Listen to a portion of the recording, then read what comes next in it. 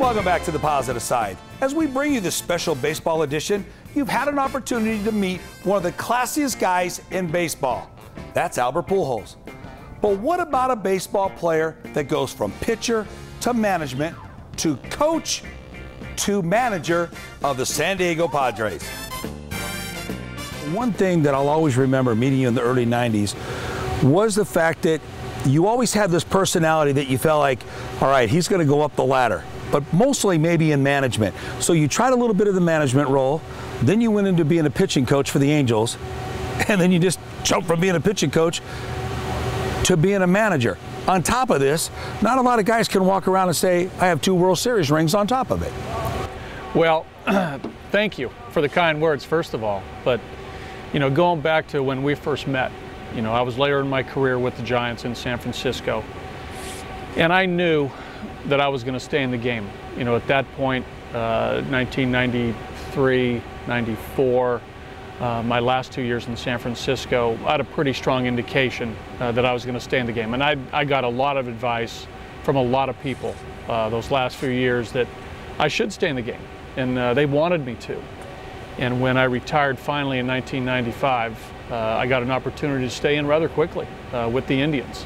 And from my days in Cleveland in the front office, I learned a great deal. So I owe a lot to those guys to learn about life on the other side of being a player, what that all entails. And then jumping to the pitching coach job, I felt as though if I ever wanted to coach or manage, I needed some practical experience on the field in uniform. And again, it worked out in Anaheim.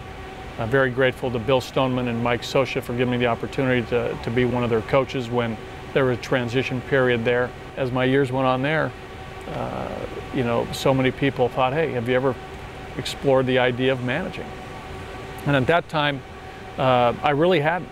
But talking to Mike and other people in this game that I trusted and who I felt would be real honest with me, you know, said, you know, I should really give it some thought. And, you know, I ended up in San Diego, very, very fortunate, very grateful. Buddy, as a player, you win a World Series early on. But then when you win a World Series as a coach, how much different was it for you? Boy, you really feel the weight of it as a manager because, you know, you do feel that responsibility to the team, to the players, to the fans, to the city, to the organization, ownership, everything. There is a difference. But I'll tell you something, Roy. Nothing beats winning it as a player. Nothing. Really? Oh, yeah. Coach, it's very rewarding as well. I mean, you feel as though, you know, you're working through the player. You know, the advice that you give your players, and they take it out on the field, and you watch it implemented, or, you know, in my case, you know, pitch sequencing and how we're going to face the Giants and how we're going to attack Bonds and attack their other players. You know, it was great, and it was different facing the Giants because I was born in San Mateo and I grew up a Giants fan, and then to play for the Giants was a dream come true, and then to face them in the World Series. I mean, still, hey, listen, there's no doubt who we wanted to win, but it was a great postseason for me. Buddy, in your mind, how much has the game changed today from when you first broke into Major League Baseball? You know, I've slowly grown accustomed to, you know, the player of today. And you're right, there's the player today has so many resources available.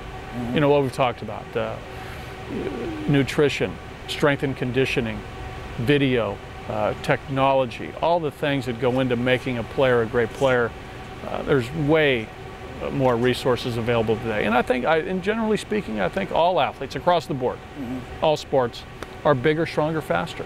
I don't think a lot of people really understand the sacrifices that a professional athlete makes. Well, there's no doubt the wife and the kids, you know, have a different lifestyle with married to somebody in professional sports.